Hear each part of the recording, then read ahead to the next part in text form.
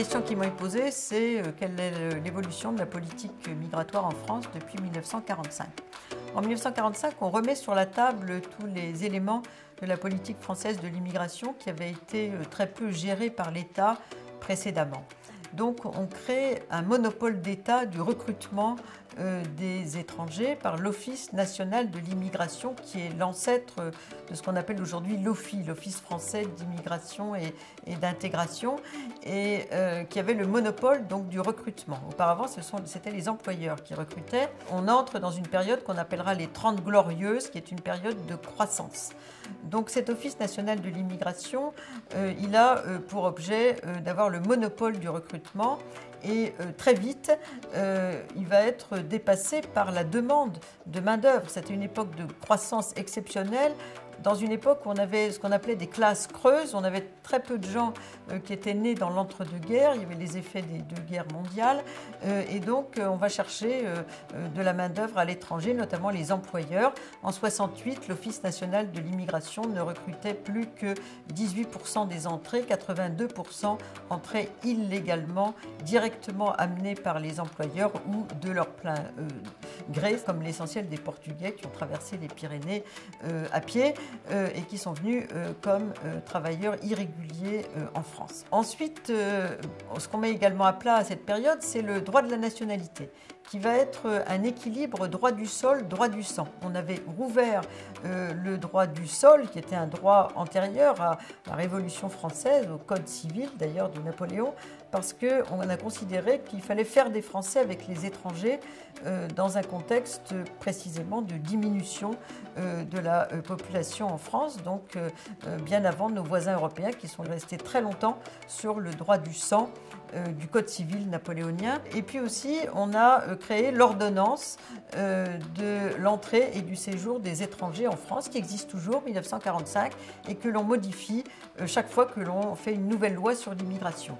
On a eu, après une période où on ne légiférait pas sur l'immigration entre 1945 et 1980, tout se faisait par téléphone. À l'époque, il n'y avait pas d'Internet, mais c'était par téléx, c'était simplement par des conversations. Donc, aucun moyen d'attaquer la loi sur l'immigration, qui d'ailleurs n'existait pas. Il y avait que l'ordonnance de 1945, ce que certains ont appelé l'infradroit.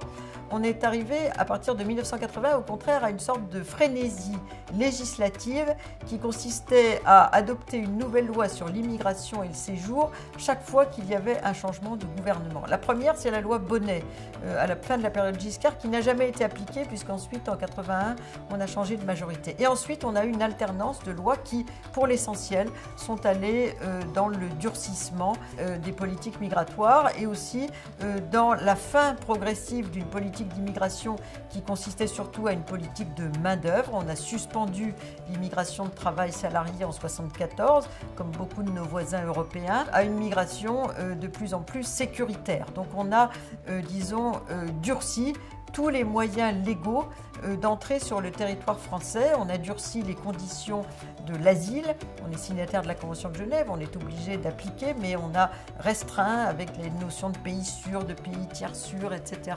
Et puis, on a également fortement restreint les conditions du regroupement familial. On est devenu de plus en plus vigilant sur les migrations d'ordre sanitaire. Aujourd'hui, on a quand même ouvert aux étudiants, puisque la plupart des pays européens ont ouvert la migration étudiante pour attirer les plus qualifiés, pour rester dans la compétition internationale. L'essentiel de l'immigration en France, comme dans les autres pays européens aujourd'hui, c'est du regroupement familial, tempéré par les réfugiés, puisqu'on est signataire de la Convention de Genève, et par l'entrée des étudiants. Les travailleurs ne sont que 15 à 20% des entrées légales annuelles en France et dans les pays européens. On a un chiffre de la présence immigrée qui est très stable, parce que les nouveaux entrants s'équilibrent à peu près avec les nouveaux Français par naissance, par acquisition de la nationalité et par mariage.